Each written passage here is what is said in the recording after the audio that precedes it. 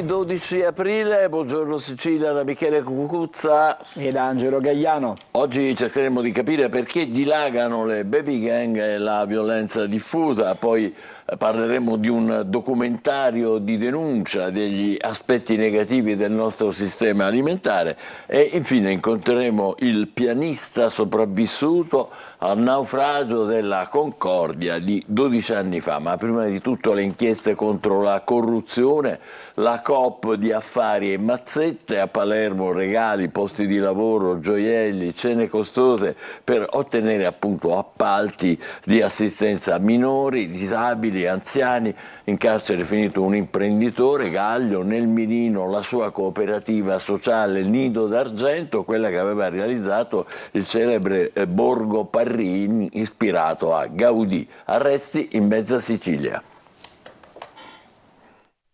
È Giuseppe Gaglio, presidente del CDA della cooperativa sociale Nino d'Argento, il personaggio chiave dell'inchiesta sul giro di tangenti a funzionari pubblici scoperto dai carabinieri di Palermo. Gaglio, con la complicità di dipendenti fidati come Massimiliano Terzo, Francesco Chiavello e Giuseppe Chiaramonte, aveva escogitato un piano accurato per vincere il maggior numero di appalti e assicurarsi puntualità nei pagamenti dei servizi sociali commissionati dagli enti pubblici.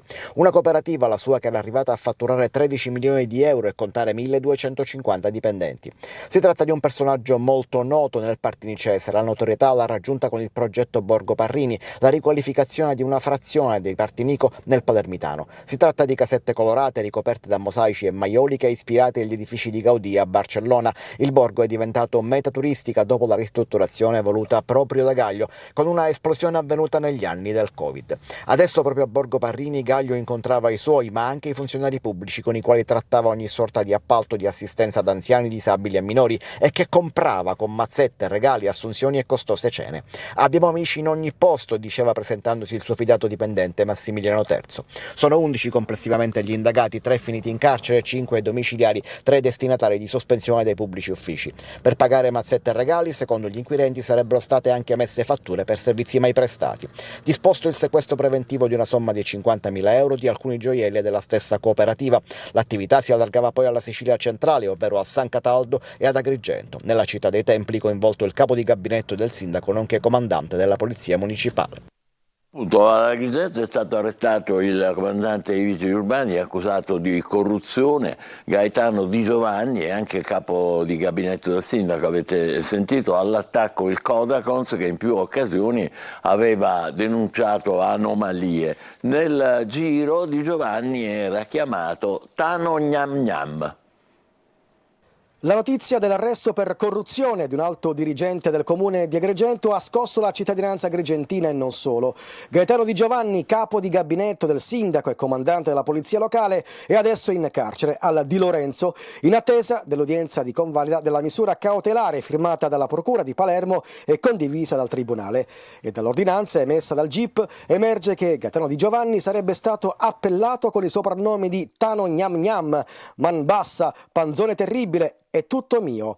E si legge che il mercimonio della propria funzione sembra essere una vera e propria prerogativa del dirigente, che per la sua avidità riesce addirittura a guadagnarsi il disprezzo di alcuni altri indagati.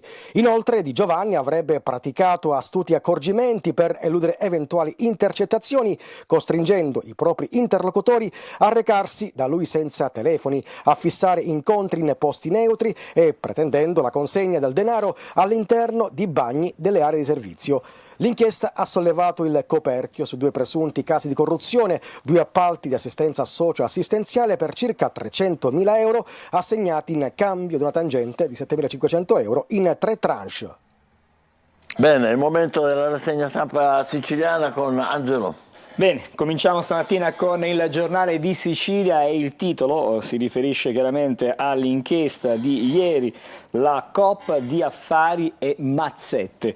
In cambio di soldi, posti di lavoro, gioielli e anche olio e panettoni. Gli amministratori comunali avrebbero concesso gli appalti alla Nido d'Argento, scattata la retata in mezza Sicilia. Di fatto, infiltrazioni in 4 province per il sistema corruttivo del centro a Partinico, in carcere l'imprenditore Gaglio e domiciliari l'ex sindaco Lobiundo. E poi vedete ancora ad Agrigento arrestato il comandante dei vigili urbani Gaetano Di Giovanni e anche il capo di gabinetto del sindaco, e a Marsala servizi sociali coinvolti 2 funzionari. Ancora sulla prima pagina del Giornale di Sicilia, ne abbiamo parlato tanto anche ieri nei nostri telegiornali, la rabbia in piazza, basta morti di lavoro, folla la manifestazione di Bologna per le vittime di Suviana. E poi ci sono buone notizie per i dipendenti regionali, contratto firmato, ecco novità e aumenti da 61 a 145 euro in più nella busta paga dei circa 10.000 dipendenti. Questo è dunque il nuovo contratto. Poi ancora invece leggiamo di una notizia di carattere di cronaca a Piazza Sant'Anna, bimbo di 4 anni investito dal monopattino privato, colpito nell'isola pedonale, gamba fratturata e caccia adesso a 2 ragazzi. Questo è il racconto di questa notizia di cronaca. Leggiamo anche adesso la prima di Repubblica Palermo e vedete il titolo principale è proprio questo: l'isola del malaffare, arrestato un RAS delle Coop, in carcere per corruzione Giuseppe Gaglio, patron del Nido d'Argento e inventore di Borgo Parrini.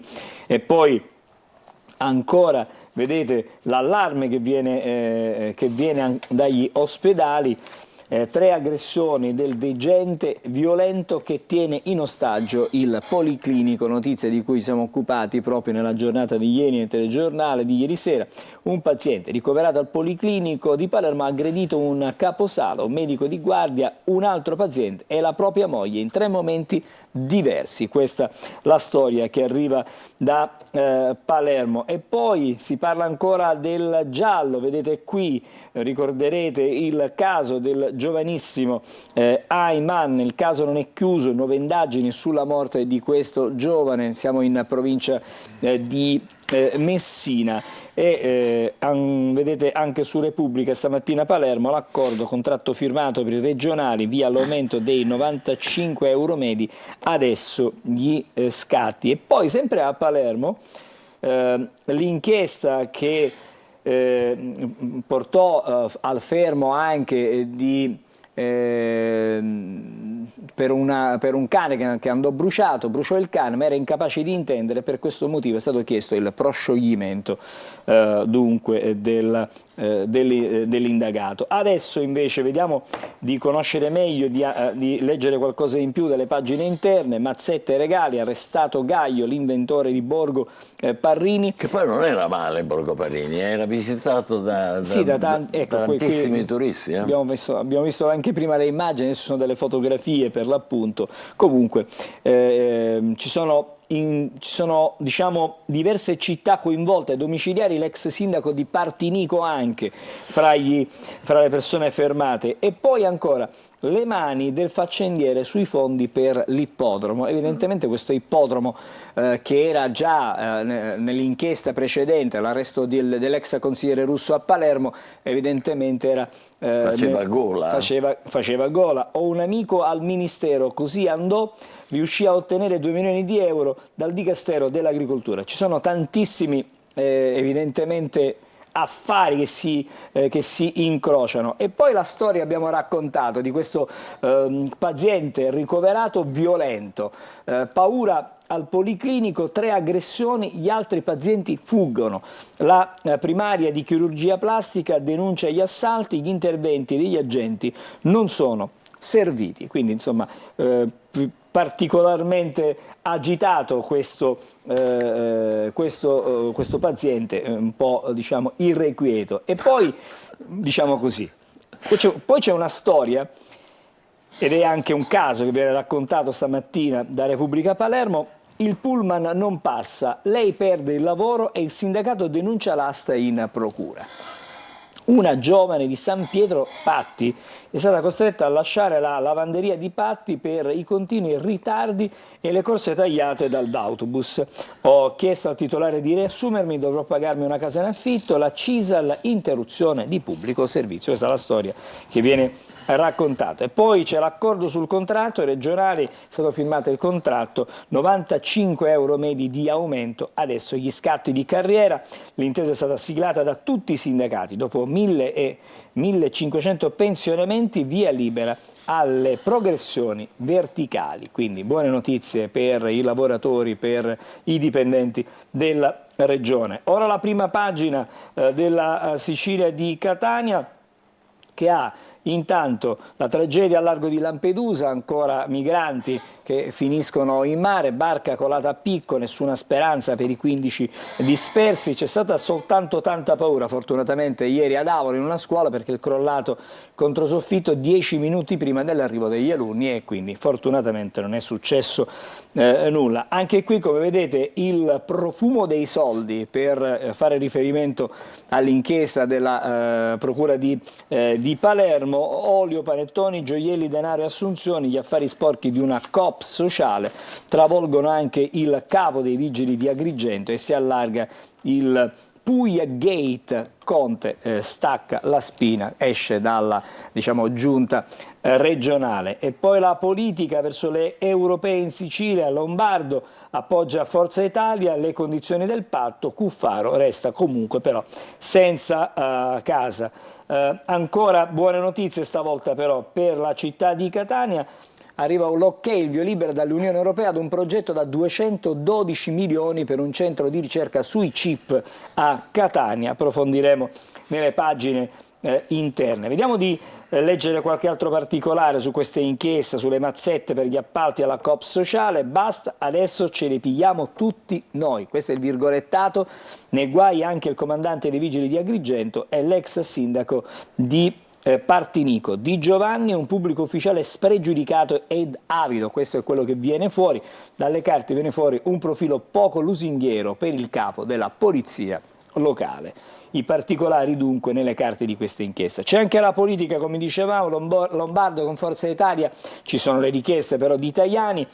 Voti MPA a Chinnici, secondo nome maschile variabile. Appoggio esterno per poi Strade Insieme, regione, più posti in un futuro rimpasto e un sottosegretario nazionale di peso, sono le ipotesi di questo accordo. E intanto Totò, si riferiscono a Cuffaro, cerca casa, DC mollata da Renzi, c'è il gelo della Lega per Totò Cuffaro. Tutto nasce anche queste difficoltà dalla polemica nata per quei 140.000 voti controllati ma solo nel titolo, e quindi a questa sua dichiarazione, questa sua affermazione ha scatenato una serie di reazioni. Poi ancora leggiamo dalle pagine interne della Sicilia la nuova strage nel mare in tempesta, senza esito le ricerche di 15 migranti, 9 i morti, 22 i superstiti, Save the Children, un altro pesante tributo. E poi c'è questa foto di quanto accaduto alla scuola di Avola, crolla controsoffitto sui banchi 10 minuti prima della campanella.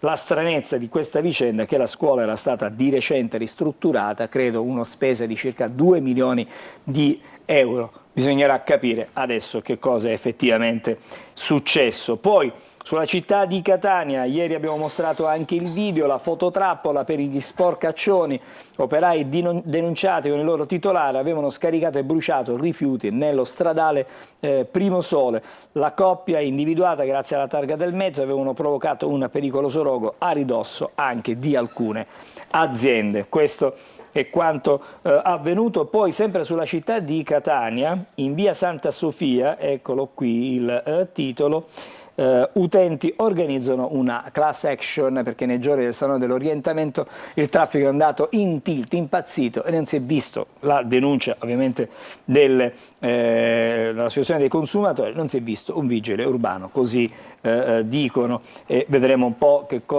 risvolti si avranno. E come dicevo, la buona notizia, la notizia che arriva per la città di Catania, certamente importante, la leggiamo insieme, chip a Catania, la nuova linea pilota, c'è l'ok dall'Unione Europea, da 212 milioni per ricerca e produzione di prototipi. Sarà ampliata l'attuale struttura presso la ST e dunque per la città di Catania, per l'Etna Valle, un investimento importante. La nuova linea pilota dovrà sviluppare tecnologie per realizzare semiconduttori ad ampio intervallo di banda per l'elettronica di potenza e per la radiofrequenza, quindi si torna di nuovo a investire nell'Etna Valley a Catania. Siamo adesso invece alla prima pagina della Gazzetta del Sud, che ha un tema che affronteremo questa mattina, Michele, però questo è per la città di Messina. Linea dura contro i baby aggressori. Franco Longo, ricevuto a Palazzo Zanca, erano delinquenti, nessun perdono. La prefetta di Messina ha presieduto il Comitato per l'Ordine Pubblico dopo il caso del nonno picchiato. E poi ieri da Messina è partito il viaggio, la Privacy Tour, consapevolezza e informazione, è partito da Messina il Privacy 2024, il viaggio verso la consapevolezza voluta dal garante per la protezione dei dati personali. Ancora, vedete, sulla prima pagina Giardini Naxos, lunga crisi idrica a Ortogrande, residenti infuriati oggi al comune. Anche qui la storia di Merì, sedicenne Ayman morto tra le fiamme, altri accertamenti, altre indagini sull'atroce morte del ragazzo marocchino. Il GIP accoglie la richiesta dei legali della famiglia. E poi c'è un riferimento anche al Vinitali, le cantine del Sud, protagonista Vinitali, che seguiremo comunque a partire da domenica. E ancora, vedete, nelle pagine interne adesso leggiamo dell'incidente avvenuto ieri a Milazzo, l'ultimo incidente sul lavoro, un volo dalla tromba delle scale, muore un lavoratore di 71 anni, giù da un'altezza di 9 metri, si indaga sulla sicurezza nel cantiere. La manifestazione ieri di CGIL Will a Messina, anche la protesta e la rabbia, stop alla mattanza. Queste sono dunque le richieste e soprattutto la preoccupazione. Prima di chiudere vediamo insieme delle notizie anche di carattere sportivo. Dalla Repubblica Palermo, Mignani lancia la sfida al Cosenza, serve una vittoria per liberarci la mente, possibile l'impiego ci sono novità per la formazione del Palermo. Andiamo velocemente perché il tempo è davvero poco. Per il Catania, eccolo qui, si parla di un salvagente Sturaro per riemergere. Evidentemente il giocatore potrà dare un suo contributo in una sfida importante, fondamentale, quella nel derby con il Messina. Allora, visto che parliamo del derby con il Messina, andiamo anche sulla Gazzetta del Sud. Buonocore rigioca Catania e Messina. Nel 2001 eravamo più forte, ci prendemmo la B, con Modica si può andare oltre la salvezza, quindi anche da parte del Messina c'è attesa per questa sfida, però non ci saranno, ripetiamo, i tifosi messinesi al Massimino. Breve pausa, tra poco i quotidiani nazionali, state con noi, buongiorno Sicilia.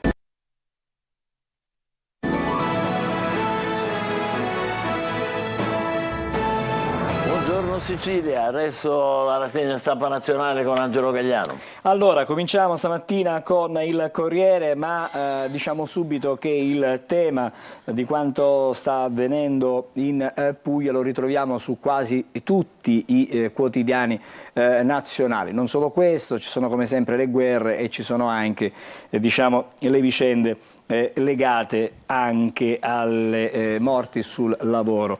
Vediamo subito Puglia, lo strappo di Conte, il Movimento 5 Stelle lascia la giunta Emiliano, la GIP e gli arresti, allarme sociale e mercimonio, così si scrive. 5 Stelle fare pulizia, la ira della Schlein, massimo rigore, diffamazione, maggioranza divisa sul carcere per i cronisti. Questo è un altro tema che si ritrova stamattina sulle pagine. Un'altra tegola in arrivo. Esatto.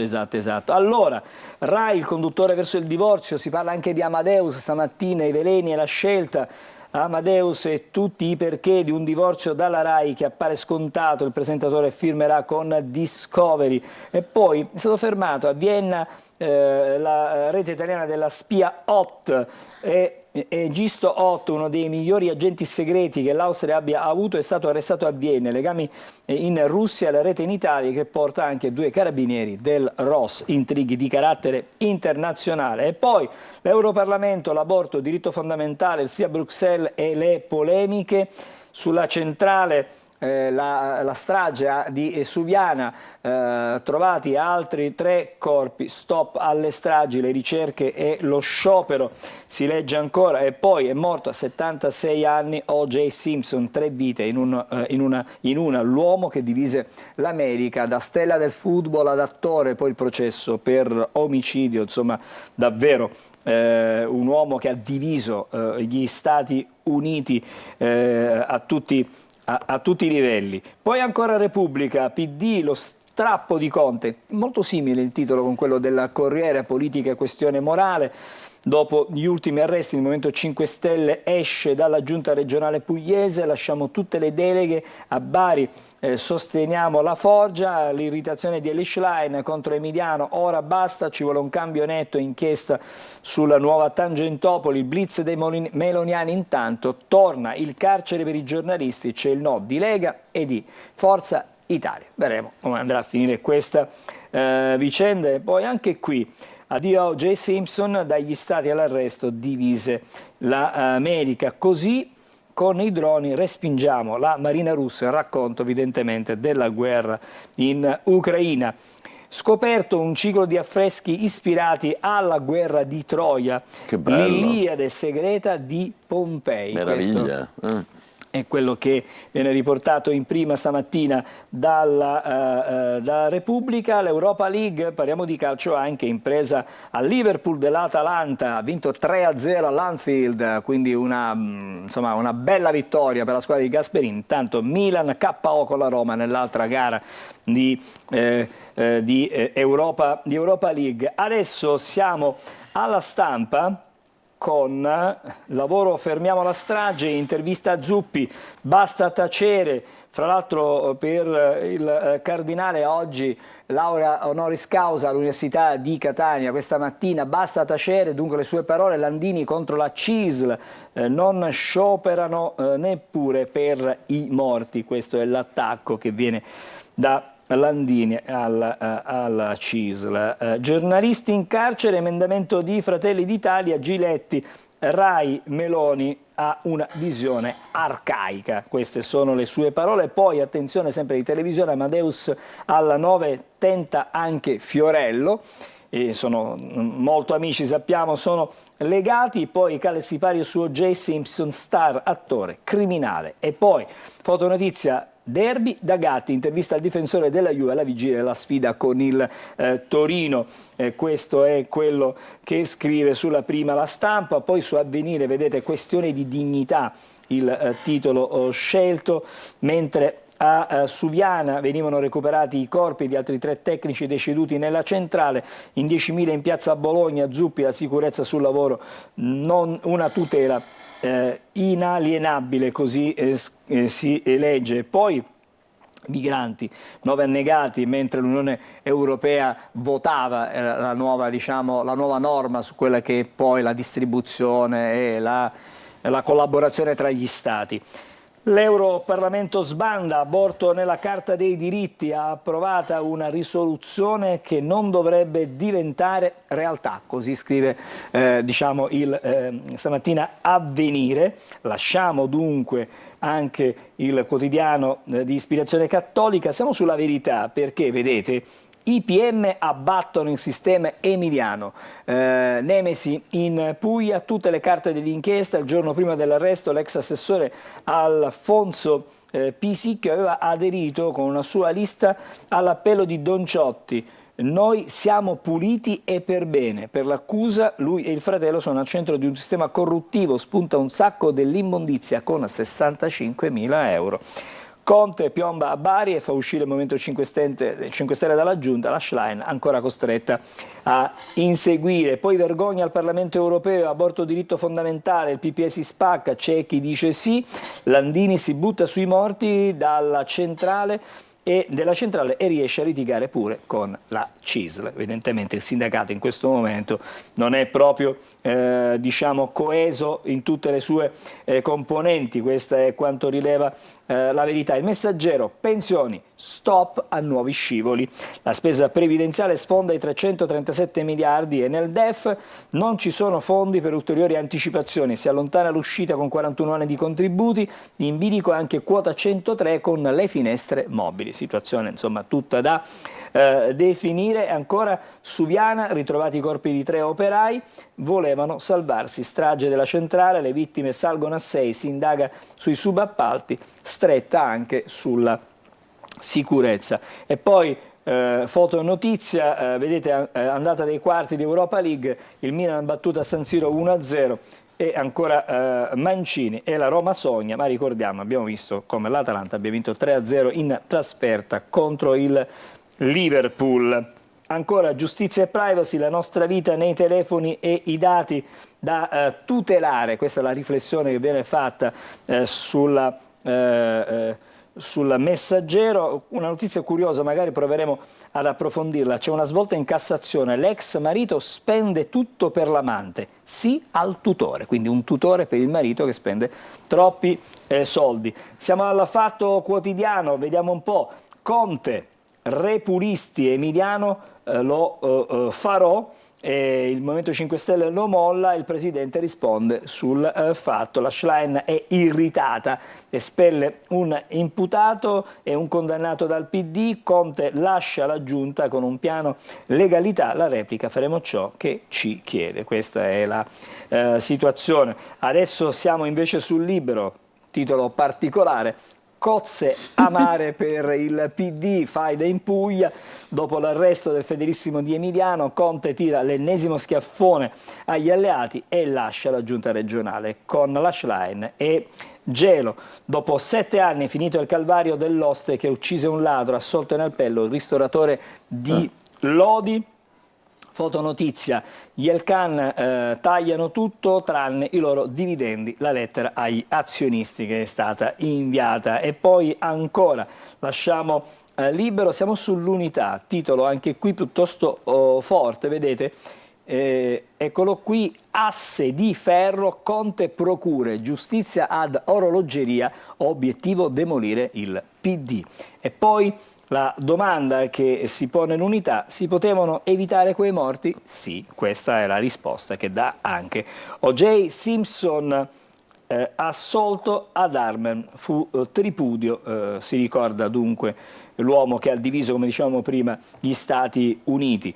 Segreto di Stato sui rapporti fra servizi e giornalisti di Report, vietato l'accesso ai documenti, leggiamo sul giornale. E poi questo è anche il titolo interessante, diciamo curioso, Conte arresta il PD, l'inchiesta in Puglia, scacco a Schlein, Movimento 5 Stelle molla la giunta di Emiliano. E poi anche qui, uccise il ladro, oste assolto, il mio incubo è finito a Lodi. Nel marzo del 2017 avvenne questo fatto di cronaca. Per l'Europa l'aborto è diritto fondamentale, la risoluzione che divide. Andiamo avanti, abbiamo il tempo per leggere anche un altro paio di prime pagine. Peggio di così, questo è il titolo scelto dal Manifesto. I dispersi diventano morti nel lago di Suviana mentre vanno avanti con fatica le ricerche. CGIL e UIL scioperano, adesso basta morti sul lavoro. Il governo fa promesse ma spinge sull'autonomia differenziata che svuoterà i poteri di intervento e controllo dello Stato. Dopo il Manifesto vediamo anche la prima pagina del Sole 24 Ore, perché si parla ancora di Urso, ma soprattutto diciamo del rapporto con Stellantis. Se Stellantis non arriva al 1 milione di auto, spazi per altri produttori. Ribadisce ancora una volta il Ministro. Siamo sul Riformista, che ha un'intervista con Luciano Violante. La sinistra da 30 anni fa gli stessi errori sulla giustizia. Questa è la riflessione dell'ex presidente anche della Camera. E poi Conte, via dalla giunta di Emiliano, lo strappo per l'appunto di Conte. C'è il tempo soltanto per un ultimo titolo da un'ultima prima pagina. Vedete L'inchiesta di Bari si allarga, gelati, moto, gentilezze, il tariffario dei voti Dem, Conte rompe con la Schlein. Ci fermiamo qui per questa mattina. Adesso è il momento di dare un'occhiata al meteo, state con noi, tra poco baby gang e aggressioni. Buongiorno Sicilia. Un saluto e ben ritrovati a questo aggiornamento con le previsioni di Trebi Meteo da Daniele Berlusconi. Nella giornata di venerdì si afferma un campo di alta pressione su tutta l'Europa centrale e sull'Italia che garantirà condizioni stabili e ben soleggiate praticamente ovunque.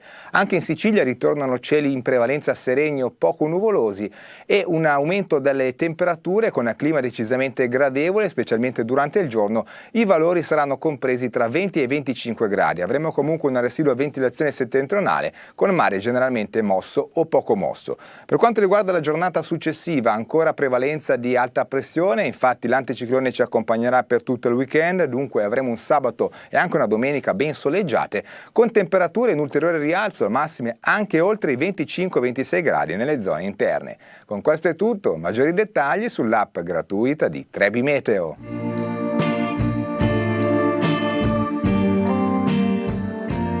Posso dirti ciò che sento da tempo?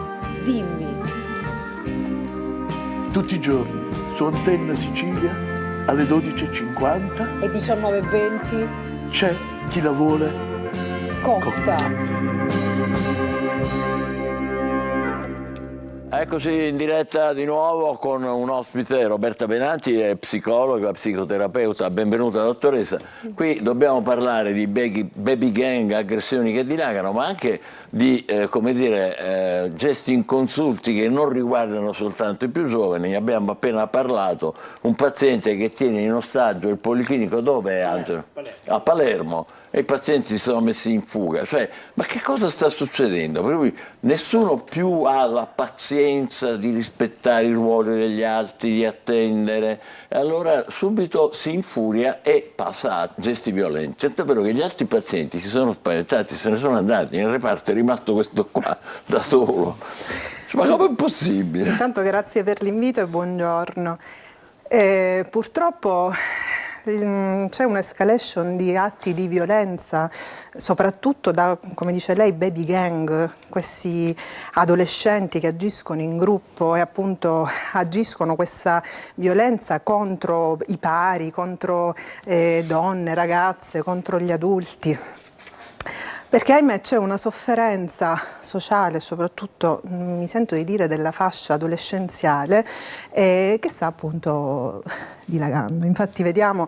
Ma adesso questi gli esempi li faremo fra poco, certo. Ma questo non è un giovanissimo, avrà una certa età, quanti anni? Questo non te lo so dire perché insomma, comunque possiamo vedere la pagina proprio della... Non succedeva prima che uno... di Repubblica. Non succedeva perché comunque purtroppo la violenza alle volte ormai è l'unico modo per ottenere ciò che si desidera. Perché per ottenere ciò che si desidera, perché purtroppo probabilmente questo adulto avrà cercato di ottenere ciò che chiedeva in altri modi e la disperazione lo ha portato a un atto di violenza di questo genere. Vabbè, vedremo gli sviluppi di questa vicenda che è ancora purtroppo in corso. Invece per quanto riguarda, parliamo dei giovani, no? Per esempio qui a Catania è stata una rissa violentissima fra giovani, no? Due automobilisti selvaggiamente aggrediti da giovani a bordo del motorini, no? Sì. Perché uno dei motorini ha strisciato la macchina, no?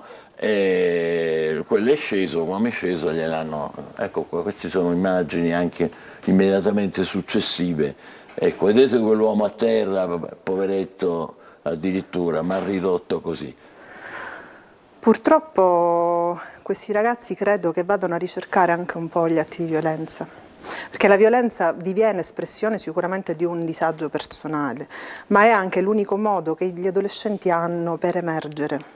Che purtroppo gli adolescenti di oggi, l'adolescenza comunque è un periodo già di per sé complicato, è un periodo complicato perché è di transizione, un periodo di sviluppo, un periodo in cui i ragazzi sono richiamati a creare la loro identità, sono richiamati a rispondere a quelle che sono le richieste sociali e le richieste degli adulti, per cui molte volte non hanno gli strumenti e quindi la violenza serve proprio a difendersi, dalla società che viene vissuta come luogo pericoloso, luogo minacciato, minaccioso ed è l'unico modo che loro hanno per affermarsi. Io sono forte e mi affermo in questo modo.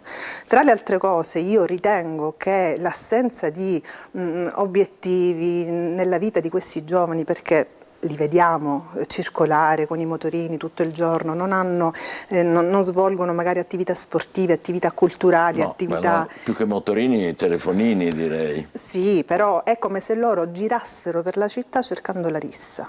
Ecco qua, stiamo vedendo le immagini, ecco, vedete, questa era di E non è qualche- la prima volta, tra l'altro, in questo punto di Catania, perché è un luogo dove si ritrovano queste baby gang, come se aspettassero al varco il pari, il coetaneo, piuttosto che l'adulto, per attaccarlo e quindi creare questa rissa, che poi magari anche sul cellulare, su TikTok, gli dà la fama, no? Infatti, Diventano... eccola qua, c'è la ripresa. Cioè se ne vantano, non è qualcosa che... Beh, ma come lo spieghiamo tutto questo? Lo spieghiamo con la grossa difficoltà di questa età. Io non voglio giustificare l'adolescente perché non è mia intenzione, però cercando di dare una spiegazione soprattutto alla fascia di età, perché parliamo di ragazzi che vanno circa dai 13 ai 20-22 anni, sono ragazzi sofferenti, ragazzi che probabilmente attraverso la violenza che mettono in atto manifestano un disagio, richiedono aiuto. Ok, non è una violenza fine a se stessa, una Ma il violenza... rapporto con le famiglie com'è allora? Le famiglie da sole non ce la possono fare. Le famiglie, noi possiamo avere famiglie iperprotettive, famiglie che non sanno gestire questi figli e famiglie tossiche, così definite, dove non c'è comunicazione, dove le emozioni vengono soffocate, dove non si discute e quindi abbiamo questi ragazzi, nel caso per esempio delle famiglie iperprotettive, abbiamo famiglie che in qualche modo tendono a allontanare tutte quelle che sono le difficoltà dei loro figli, quindi cercano di creare una società indolore. Escono dalla comfort zone che è appunto la famiglia e poi chiaramente vanno incontro a delusioni relazionali, delusioni scolastiche, delusioni sportive, frustrazioni alle quali come rispondono se non hanno gli strumenti? Con la violenza. Quindi per esempio quello che è successo a Messina piuttosto che a Treviso sono risposte aggressive a frustrazioni che questi ragazzi non riescono a tollerare, perché il non impennare in bici nell'area pedonale, come si è verificato a Treviso, viene vissuto male, è una frustrazione che non viene accettata, un rimprovero che io non accetto e quindi che faccio? Ti aggredisco. E la scuola riesce in qualche modo a mitigare questa situazione? La scuola no? quando riesce, perché purtroppo assistiamo anche a un fenomeno di dispersione scolastica abbastanza importante negli ultimi tempi, che la scuola è sempre stata una seconda famiglia se vogliamo, perché lì si trascorre la metà del tempo quotidiano. Il problema è che ormai l'insegnante non si può permettere un brutto voto piuttosto che un'insufficienza perché la famiglia è pronta al varco a reclamare in presidenza piuttosto che effettuare... E qui non sono più le baby gang, sono le Cioè c'è un sistema gang che familiari. purtroppo è un sistema che ha necessità di essere rivisto, un sistema sociale dove famiglia, scuola, ma anche le reti tramite, che so io, attività culturali, sportive, sociali, di volontariato, devono unirsi per dare a questi ragazzi un'alternativa, per dare a questi ragazzi un'educazione, per regolare moltissime cose, tra cui anche le emozioni, insegnare a capire sia le proprie emozioni che le emozioni altrui, perché qui c'è anche una regressione da un punto di vista empatico ed emotivo. C'è l'incapacità di questi ragazzi adolescenti di comprendere l'altro e vederlo come un soggetto, come una persona che ha diritto a rispetto, ha delle emozioni, ha degli stati d'animo. L'altro diventa un oggetto su cui scaricare la violenza. E dentro questa situazione, diciamo, assai poco rosea che lei descrive molto bene, non parliamo poi del rapporto con le donne, con le ragazze, il sesso. Ma il sesso, anche lì, c'è una incapacità di tollerare la frustrazione, perché ormai, per quelli che sono gli ultimi accadimenti, una donna non può permettersi di interrompere una relazione, una ragazzina, se ricordiamo appunto gli ultimi accadimenti, perché il rifiuto, la fine di una relazione non viene accettata. Come faccio? Con la violenza. Nella migliore delle ipotesi ci sono appunto le donne, le ragazzine vengono picchiate, nella peggiore delle ipotesi vengono uccise. Purtroppo sono vicende che abbiamo raccontato più di una volta, non soltanto dalle nostre parti, succedono un po' dappertutto. Ovunque. Ecco, ma questa questione qui del non saper reggere la frustrazione, da qualche parte qualcuno dovrà pure occuparsene, perché sennò altrimenti continuiamo a dire la famiglia... Ma il problema a mio avviso non è andare, come succede spesso, a rattoppare, quindi a trovare la soluzione, come nel caso delle donne vittime di violenza, c'è il numero 1522 a cui chiamare. Bisogna, è importantissimo. Bisogna denunciare, ci mancherebbe pure. altro, non è mia intenzione dire è importantissimo, però è importantissimo anche arginarla, cioè andare al nucleo, cercare di prevenire. Sicuramente con un'azione sociale, un'azione in cui la società, il comune, i comuni insieme alle scuole, insieme alle famiglie, insieme alle associazioni di volontariato creino delle attività che possano supportare la famiglia nella funzione educativa, nella funzione regolativa. Questi ragazzi hanno bisogno di capire cos'è il rispetto, di sintonizzarsi con le proprie emozioni, di comprendere le proprie emozioni e di comprendere quelle altrui e di dare rispetto anche al punto di vista dell'altro, di riuscire a reggere una frustrazione, di riuscire a interfacciarsi con un no, con un rifiuto, con una delusione. Ci vorrebbe una psicanalisi di massa, milioni di persone sotto analisi. Sì, ci vorrebbe, diciamo, aprono il giornale e leggono invece corruzione a Bari, corruzione a Torino, corruzione a Palermo, cioè vedono questo mondo.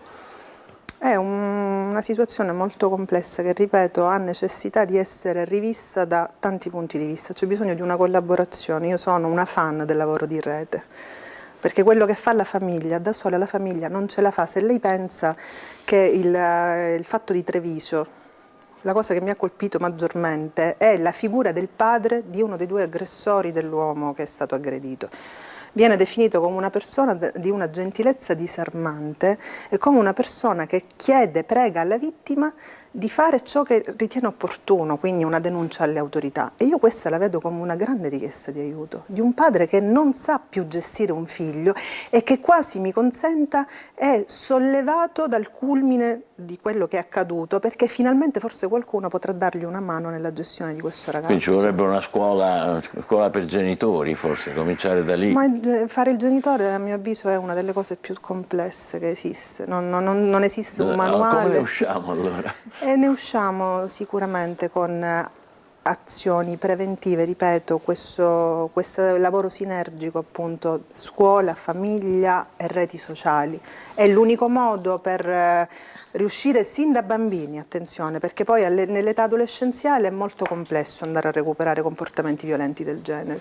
È importante agire sull'età scolare. Giusto fare rete, speriamo che ci si possa mettere tutti quanti insieme in questa direzione e superare invece questo individualismo un po' a tutti i costi di arrivare non si capisce dove e di prendersela con tutti. Grazie alla dottoressa Roberta Benanti, psicologa, psicoterapeuta. Tra poco ci occuperemo d'altro, ci occuperemo dei guai e dei guasti del nostro sistema alimentare. State con noi, buongiorno Sicilia.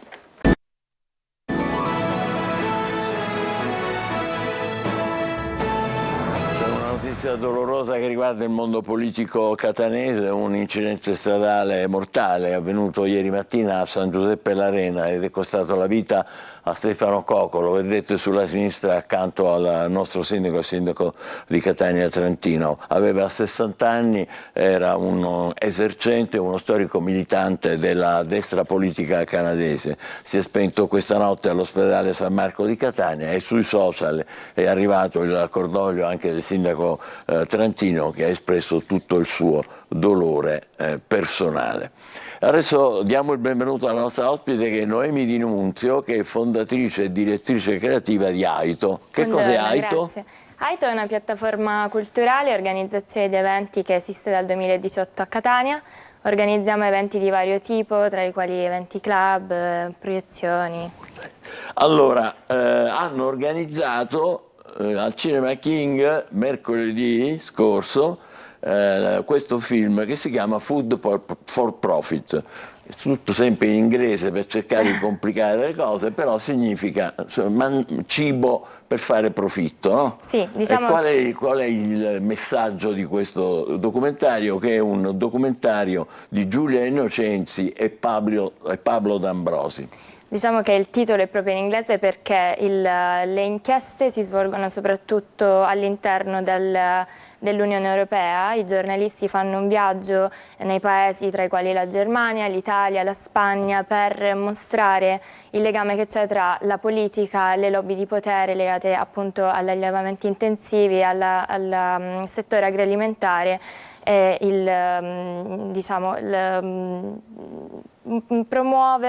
cerca di dare il messaggio sul fatto che gli allevamenti intensivi vanno fermati, che l'Unione Europea porta avanti questa politica su un Green Deal che è completamente inesistente.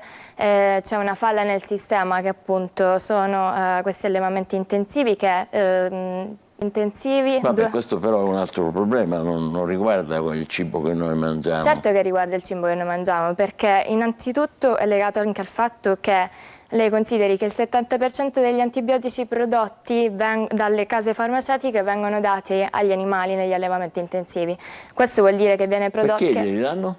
Perché glieli danno? Perché devono cercare in tutti i modi di produrre e non ammalarsi, perché ammalare un animale viene considerato un costo per l'allevatore, quindi vengono imbottiti questi animali di antibiotici, gli animali diventano antibiotici resistenti, producono le proteine che noi poi andiamo a ingerire e noi diventiamo noi stessi antibiotico resistenti. Si prospetta che entro il 2050 vi saranno moltissime morti dovute proprio all'antibiotico resistenza, quindi diciamo che quello che andiamo a mangiare è un prodotto veramente scadente e il 90% della carne che mangiamo, che è nei supermercati, è proveniente da quegli allevamenti intensivi, quindi bisognerebbe partire da una coscienza collettiva e capire soprattutto che prima di tutto bisognerebbe, se proprio vogliamo mangiare carne, perché qua non si sta parlando di moralismo, non si sta parlando di voler fare per forza una dieta vegana, però perlomeno scegliere per esempio produttori locali. Viviamo in Sicilia, abbiamo un sacco di allevatori, un sacco di agricoltori. Appunto, ma questo problema forse da noi è meno come dire, urgente, se non sbaglio, visto che in Sicilia è più facile avere, come si dice, chilometro zero. Ecco, secondo me è qua la falla del sistema, perché credo che il problema ci tocca profondamente, perché noi pensiamo che alla fine il cambiamento climatico non ci tocca, che è bello avere l'inverno dove ci sono sempre 20 gradi, in realtà è quello che bisognerebbe stoppare, bisogna cominciare a pensare nel collettivo, non solo nella propria casa, bisogna cominciare a pensare che il nostro acquisto, perché noi abbiamo un potere di acquisto, abbiamo un potere di domanda, deve cambiare perché la collettività ne ha bisogno, perché la Sicilia ne ha bisogno. Tutto quello che sta avvenendo nel mondo e quello che accadrà col cambiamento climatico e che sta già accadendo sta già avendo delle grandissime conseguenze sul nostro territorio. Nel film che cosa si vede in particolare, Noemi? Allora, in particolare ci tengo a sottolineare che le immagini che vengono sugli animali, per esempio, perché mi ritrovo molto spesso davanti a persone che non hanno il coraggio di venire a vedere il film perché hanno paura delle immagini che vedranno, che rimarranno troppo scossi.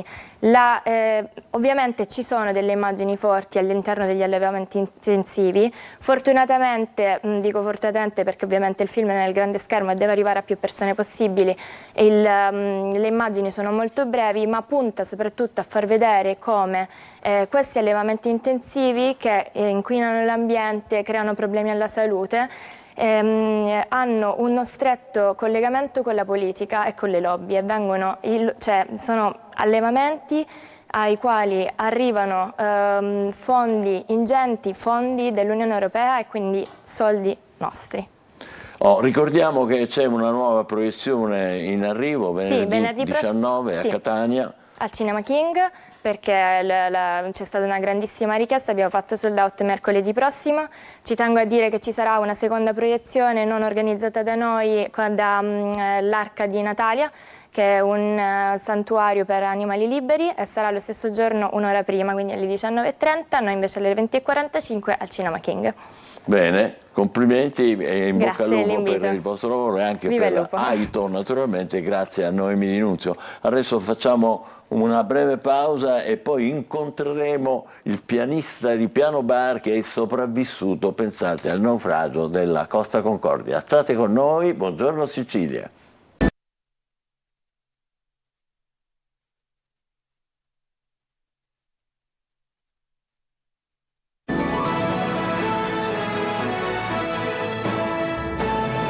Buongiorno Sicilia, abbiamo un personaggione questa mattina con noi, Antonello Tonna, che è un pianista, un cantante, ma è anche un personaggio che ha vissuto una storia personale molto forte, che è stata quella del naufragio della Costa Concordia, che è avvenuto nel 2012, quindi sono passati 12 anni fa. E purtroppo ci sono stati 32 morti, grazie al cielo il nostro Antonello si è salvato. Come ha fatto? Ha voglia di raccontarla ancora? La raccontiamo perché appunto l'ho raccontata tantissime volte. Innanzitutto buongiorno a tutti quelli che ci stanno guardando, anche a voi.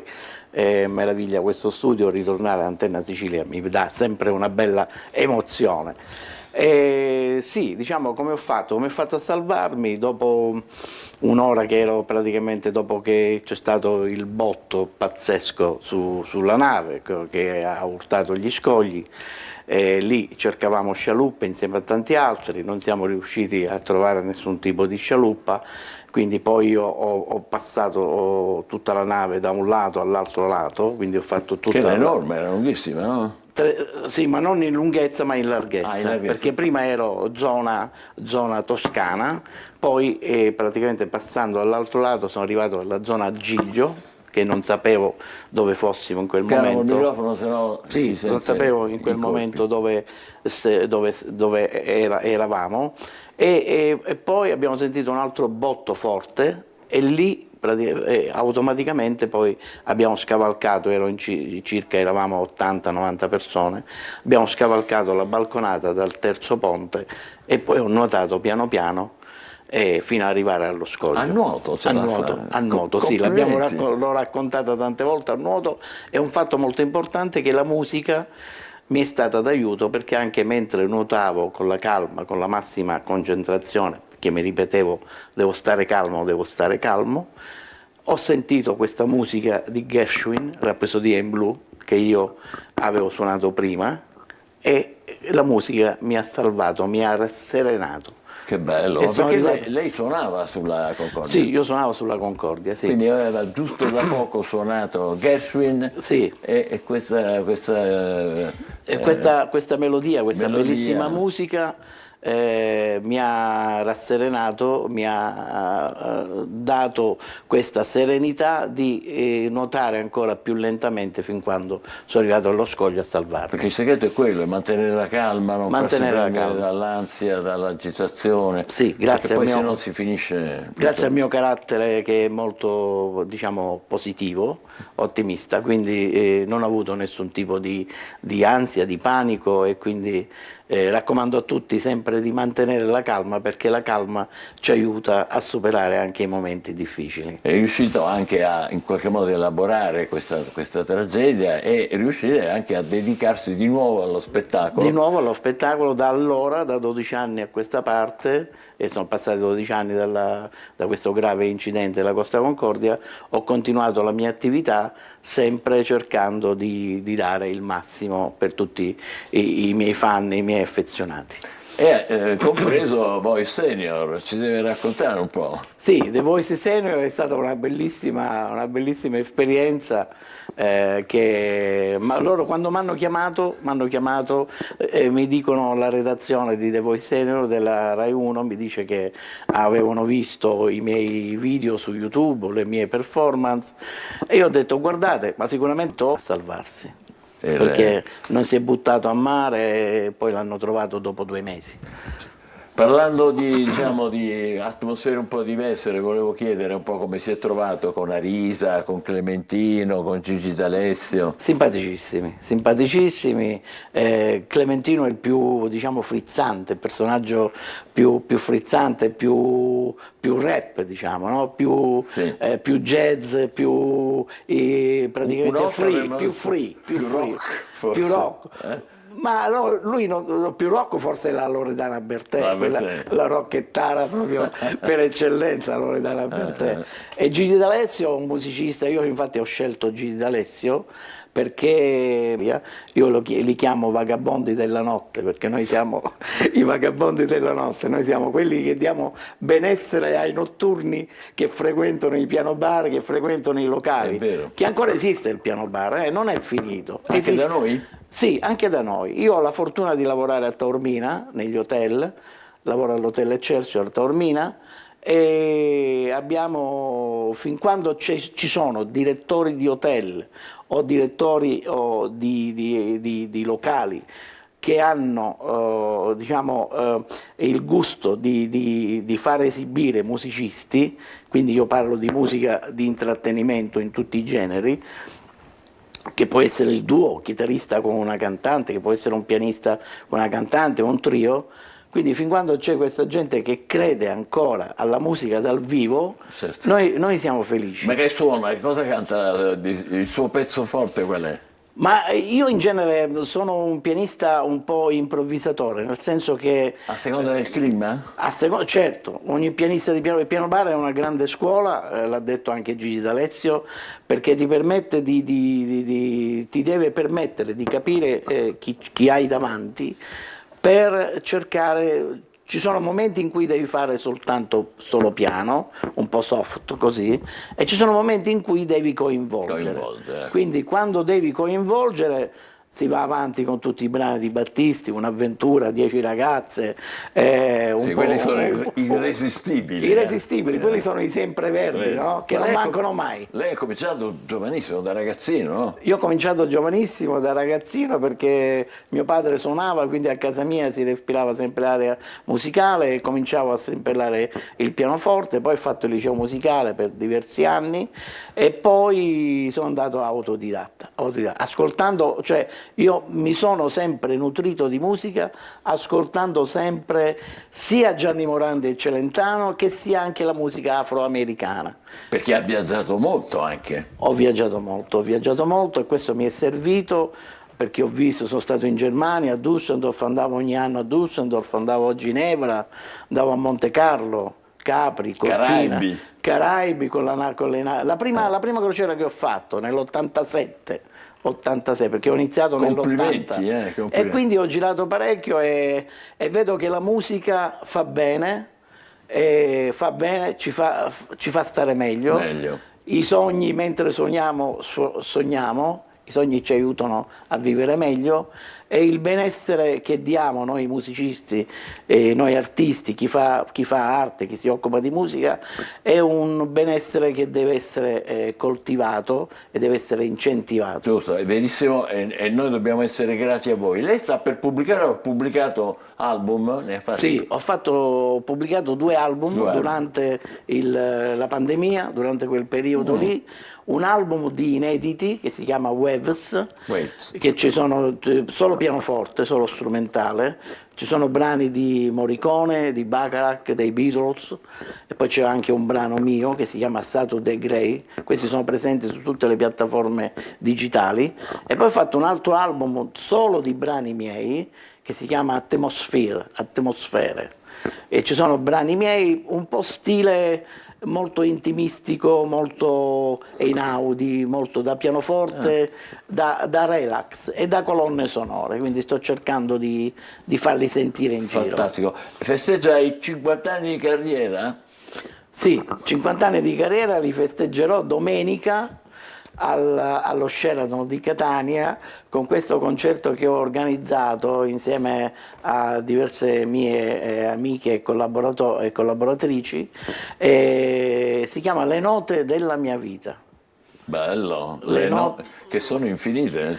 Le note non solo come note musicali, ma come note di vita che ognuno di noi ha dentro il proprio cuore, dentro la propria anima, le note come personalità, come modo di essere. E lo festeggio questo concerto con Laura Lorea alla voce, con il batterista percussionista Salvo Catania, col sassofonista Dario Miano.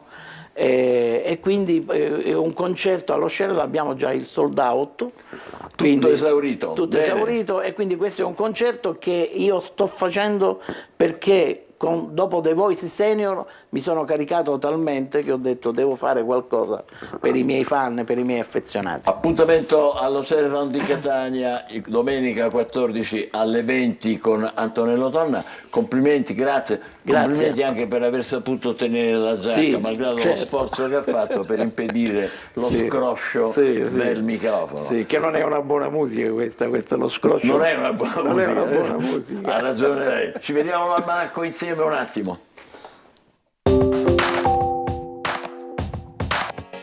Il 12 aprile 1961 il cosmonauta sovietico Yuri Gagarin compì un volo orbitale intorno alla Terra, diventando così il primo uomo a viaggiare nello spazio.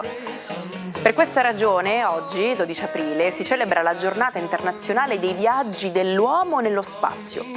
8 anni dopo, gli astronauti statunitensi Neil Armstrong e Buzz Aldrin sarebbero stati i primi uomini a raggiungere la Luna. Lucio Tarquinio, ultimo re di Roma tra il 535 e il 509 a.C., è passato alla storia con il nome Tarquinio il Superbo. L'ultimo re di Roma è spesso descritto come un tiranno crudele nelle narrazioni storiche romane, principalmente da Tito Livio. Si dice che abbia usurpato il trono, oppresso la plebe e ignorato il Senato. Il suo regno terminò con la rivolta popolare scatenata dallo stupro di Lucrezia da parte di suo figlio, evento che portò alla nascita della Repubblica Romana. Tuttavia, ricerche moderne rivelano che Tarquinio era in realtà un sovrano capace, che estese i confini di Roma e realizzò importanti opere pubbliche. I suoi difetti agli occhi dei romani erano la sua origine etrusca e il suo tentativo di ridurre i privilegi dell'aristocrazia patrizia.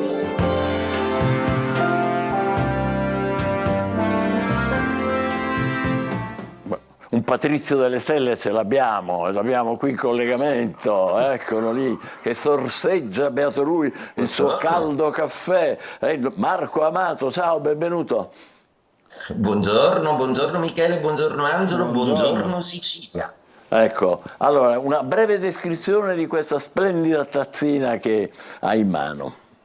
Allora, la tazzina oggi mi è piaciuta moltissimo perché è molto suave e leziosa. È un Liberty e tra l'altro la sua particolarità è che la sua smaltatura è opalescente. È una tazzina molto legata al periodo basiliano, palermitano, e che fu uno dei Liberty più belli di tutto il mondo. E mi piace associarla sempre all'ezio della primavera e alla morbidezza di una giornata in cui la luna oggi forma degli aspetti veramente molto morbidi e preziosi. Vi va di ascoltare il weekend zodiacale? Sì, certo. Allora, iniziamo dai segni d'aria. Luna in Gemelli, una luna a casa dei Dioscuri del mito.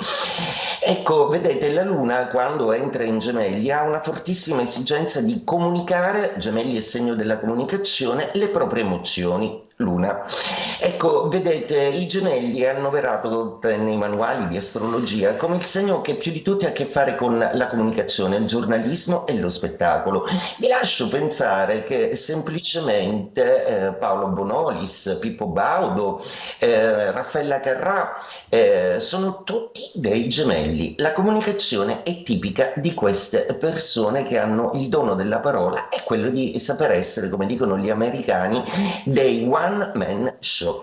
I gemelli con la luna di oggi cosa portano a tutto lo zodiaco? Sicuramente a Bilancia e Acquario la voglia di una comunicazione sentimentale più morbida, una Bilancia che ha fortemente bisogno di riposarsi, un gemelli che ritrova la frequenza comunicativa affettiva, mentre invece l'Acquario dice di essere stanco, ma come al solito il super iperattivo dello zodiaco proprio oggi, seppure voleva riposare, i piani non lo consentiranno, perché le trame del destino oggi vi vogliono con delle sorprese non da agenda, quindi non programmate.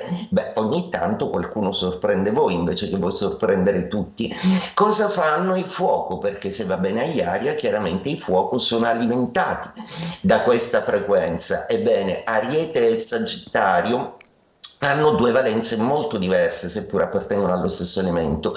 Gli Ariete troveranno un'intesa e un chiarimento con una storia un po' travagliata che per adesso conducono, ma sicuramente avranno dalla loro parte il dono della chiarezza e dell'essere diretti. Per Sagittario luna in opposizione, quindi una luna che deve necessariamente mettere a confronto se stessi allo specchio. La luna, essendo la nostra retroazione emotiva, spesso ci chiede di valutare e di guardarci e di vedere se il problema non è proprio dentro di noi piuttosto che nel circostante. Quindi, cari Sagittario, non confondetevi e con la forza del vostro proverbiale ottimismo zodiacale andate avanti. Trigono per il leone, sestile per il leone, scusate, una luna molto vantaggiosa, una luna che si avvale soprattutto di una buona uscita sociale. Oggi gli amici sono la caratteristica che abbraccia il leone, la valenza quindi amicale, quella dei desideri e delle affinità elettive, sarà ciò che caratterizzerà la vostra giornata, cari leone. Andiamo adesso ai segni di terra, Toro, Vergine e Capricorno.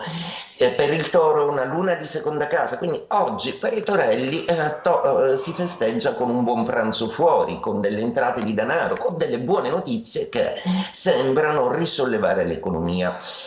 Musica cambia per la Vergine, perché la luna in gemelli è una luna di quadratura e quindi mette alla berlina proprio i comportamenti della Vergine stessa, proprio perché al lavoro probabilmente non siete stati morbidi o accoglienti come avreste potuto o non voluto, ecco, per cui una Vergine che deve rivedere un po' le modalità di accordo con soci e collaboratori. Vi aiuterà più la luna in Cancro, che domenica vi porterà il consiglio giusto proprio da un familiare.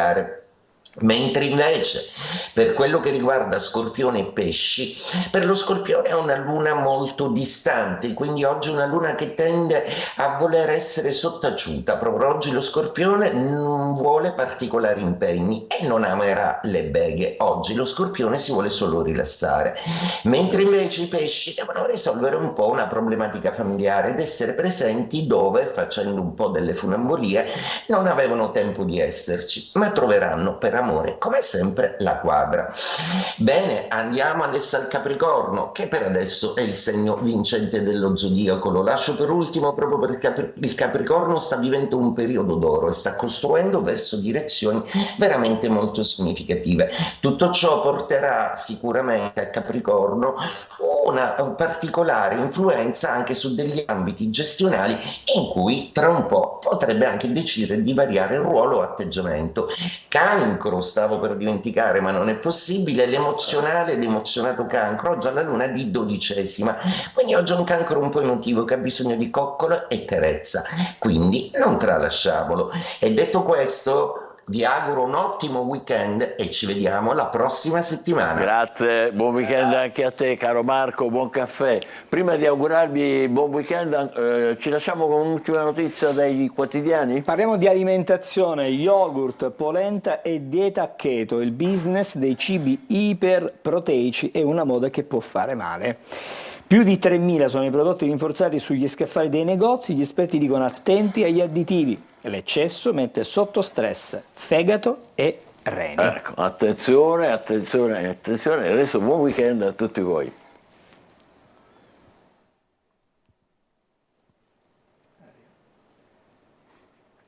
Vabbè, se non c'è andiamo avanti leggendo cosa è capitato un po' di tempo fa. Allora, il 12 aprile del 1633 Galilei è accusato di eresia. I suoi testi saranno dunque inseriti nell'indice dei libri proibiti. Allora, è il 12 aprile del 1861 quando comincia il conflitto per la guerra di secessione americana. A far iniziare lo scontro l'attacco da parte delle forze confederate di Fort Sumter nel porto di Charleston, in Carolina del Sud. E siamo ancora nel 1944 quando il re Vittorio Emanuele III di Savoia annuncia alla radio la sua abdicazione in favore del figlio Umberto II. Questo accade non appena gli alleati entreranno a Roma. Un anno più tardi Harry Truman inizia il suo mandato come 33esimo presidente degli Stati Uniti d'America. Eccolo qua, nel 61 il cosmonauta russo Yuri Gagarin resta in orbita per 108 minuti a bordo della Vostok 1, diventando il primo uomo nello spazio. Non è lui, ci dovrebbe essere dopo. E allora, Eccolo questo, qua. eccolo qui, e noi andiamo un po' più avanti. Il 12 aprile però del 2003 si svolge in Ungheria il referendum per l'adesione all'Unione Europea. Partecipa il 45% degli aventi diritti al voto, l'84% di questi vota a favore dell'ingresso proprio nell'Unione Europea. Allora, prima di chiudere con i Backstreet Boys, vi auguriamo adesso buon weekend.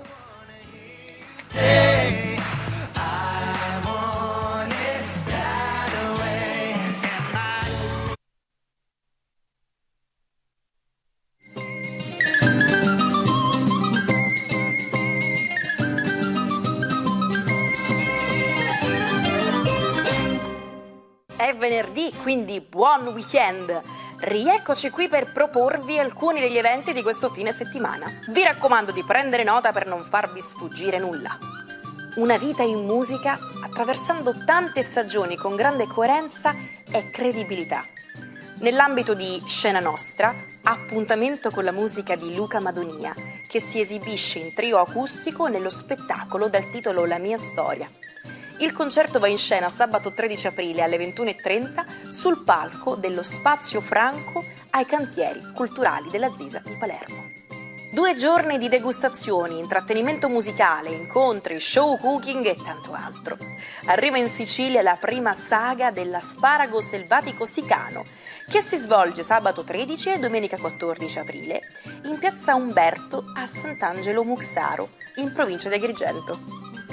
Domani, sabato 13 aprile alle 18, presso la grotta del santuario di Santa Rosalia a Monte Pellegrino, viene celebrata la Divina Liturgia di San Giovanni Crisostomo, in rito bizantino in occasione degli 880 anni di fondazione della Chiesa della Martorana e del Giubileo rosaliano del XIV festino. Appassionati di anime, fumetti e gaming? Dal 12 al 14 aprile appuntamento al Marsala Comics and Games, al complesso monumentale San Pietro. Tanti gli ospiti e le attività in programma, tra sfide di danza su musica pop coreana, cosplayer, realtà virtuale, party con musica ed eventi a tema. Delizi ai palati e propone attività di intrattenimento. In questo fine settimana c'è Pinza Fest, lungo via Pacini a Catania. Presenti un'area food, un market, aree dedicate all'artigianato e ancora arte e laboratori dedicati ai bambini. L'evento è in programma dal venerdì alla domenica dalle 10 alle 23. Ci risentiamo venerdì prossimo per darvi altri appuntamenti. Intanto godetevi questo fine settimana primaverile e buon weekend! Buon weekend a tutti voi e chiudiamo con un gruppo simbolo di un'intera generazione, sono questi qui, i Backstreet Boys, che nel 99, guardate che faccette che hanno pubblicato I Want It That Way, vuol dire lo voglio così, in questa maniera, che diventerà il singolo più venduto e popolare per sempre di una boy band. Ha raggiunto la posizione numero 1 nelle classifiche di 25 paesi, fra cui Austria, Canada, Germania, Italia, Regno Unito, non negli States però, è stato nominato a 3 Grammy Award, fra cui quello per la canzone, per la registrazione dell'anno. Quindi ci lasciamo con i Backstreet Boys, ci rivediamo lunedì con I Want It That Way, lo voglio così. Buon weekend, ciao! A lunedì.